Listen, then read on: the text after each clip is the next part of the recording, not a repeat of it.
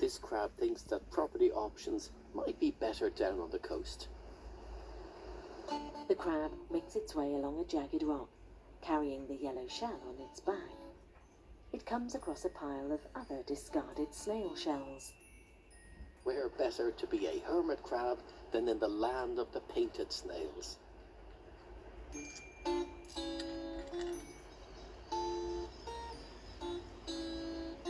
Hermit crabs are highly vulnerable without a shell.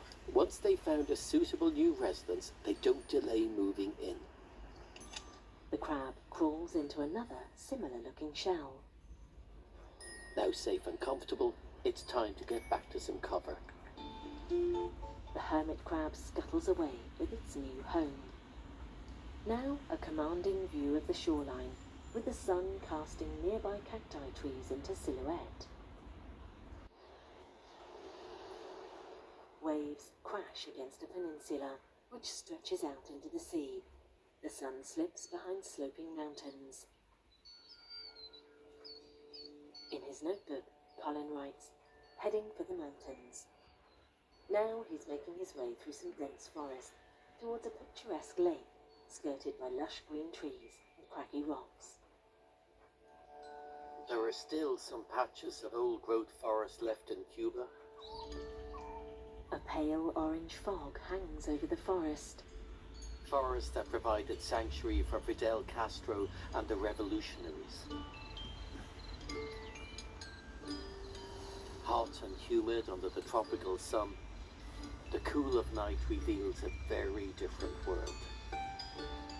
Illuminated by the light of the moon, a colony of bats zips through the sky. Some 26 different types of bats make their home in Cuba. 7 found nowhere else on the planet. Colin's watching the critters with their silky greyish-white fur. They vie for space in a narrow cave gallery. These are Cuban flower bats, and this entire cave system here just has one exit.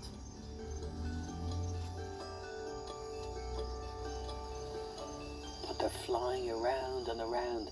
They don't necessarily just exit the cave straight away. They tend to spend a little bit of time flying around the entrance, and bats do that. They're constantly socializing. They're very social creatures. I wonder what they're saying to each other.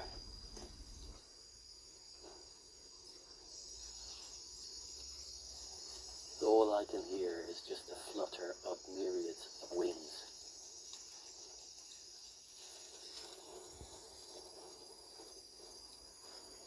Some of these little guys could be, 15, 20, 25 years old, something like that. So some of them would have come out through this exit thousands of times in their lives. I'm thinking blissfully unaware that danger is lurking out here. From above, a snake deftly lowers itself towards the bats, which are toing and froing in the cave. With the bats securely in its sights, the serpent flicks its forked tongue as it drops lower.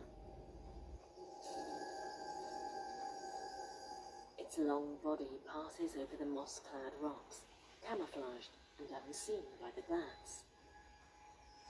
Cuban boas. Up to a dozen snakes gather around this cave entrance. Several Cuban boas sit in the branches of a tree, monitoring the bats, who are flitting back and forth in the cave. Colin's watching from a rocky ledge nearby. All just waiting for one unwary bat. The snakes are spoilt for choice, as hundreds of bats pass within inches of their forked tongues. Boas don't have good eyesight, but they have those receptors that can actually see the heat that the bats are producing. Oh, look, he's flicking his tongue, tasting the air. The bats encircle the snake, which has its tongue extended. They're in exactly the right place. It's just where the bats are moving around and around in circles. One bat accidentally brushes past the snake, who reacts by opening its mouth and lunging for the bat. The snakes are on the attack, gaping in anticipation of clasping one of the bats, as the bats inadvertently fly towards them. Oh, just missed, but as soon as a bat touches one, it seems to sort of fold its wings and drop away. It's like that's an evasion tactic.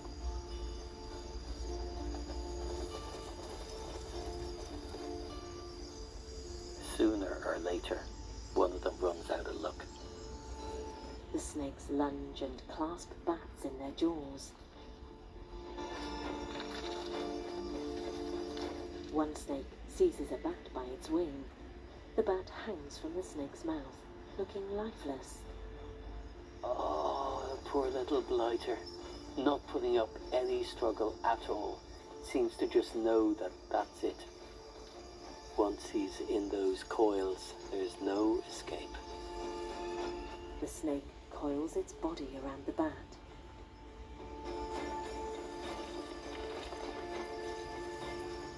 This is how they actually kill them, by just coiling around their bodies.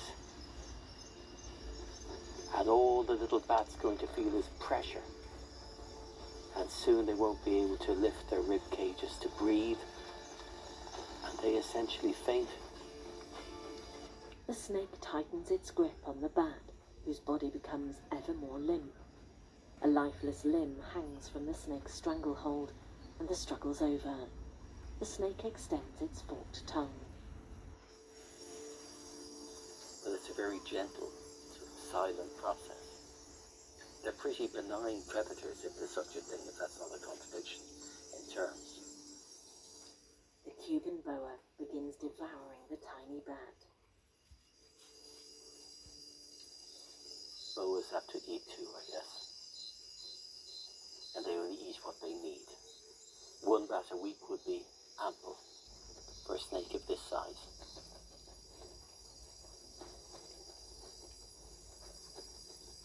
For some people, though, this would be the stuff of nightmares. Snakes crawling round above my head and thousands of bats in the air. Not everyone's cup of tea, but it is mine. I couldn't be happier.